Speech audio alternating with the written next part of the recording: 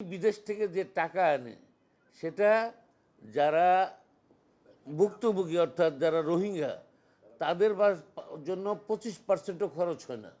আমরা পর্যালোচনা করে দেখেছি 75% খরচ হয় যারা এগুলো দেখাশোনা করার জন্য যারা আসে ওনাদের জন্য। পর পর পর এই বলাটা বা ধমক দেওয়াটা বা তাদেরকে মানে আরও বেশি চাপ দিলে শিক্ষার উপর তাদের আগ্রহটা কমে যাবে, একটা ভীতি সৃষ্টি হবে।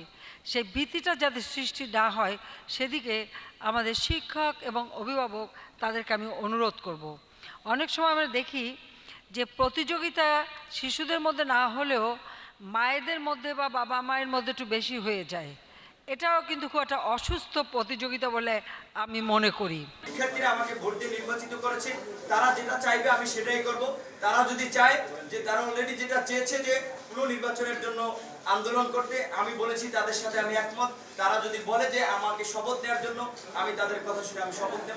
এলএনজি এর রিগ্যাসিফিকেশন ব্যয় সহ মোট ব্যয়, দেশের প্রাকৃতিক গ্যাসের বর্তমান উৎপাদন ব্যয় বা আইওসি গ্যাসের ক্রয়মূল্য অপেক্ষা বেশি হওয়ায় এলএনজি আমদানির অতিরিক্ত ব্যয় মেটানোর লক্ষ্যে ট্যারিফ পরিবর্তন করে গ্রাহক পর্যায়ে গ্যাসের মূল্য বৃদ্ধি করা প্রয়োজন। 2 বার্নাল বলেন 1 বার্নাল বলেন, যেটা বরাদ্দ এখন এই 1 চুলা 2 চুলার নামে যে টাকা দিচ্ছি আমরা অনেক কম জ্বালিয়ে বেশি টাকা দিচ্ছি।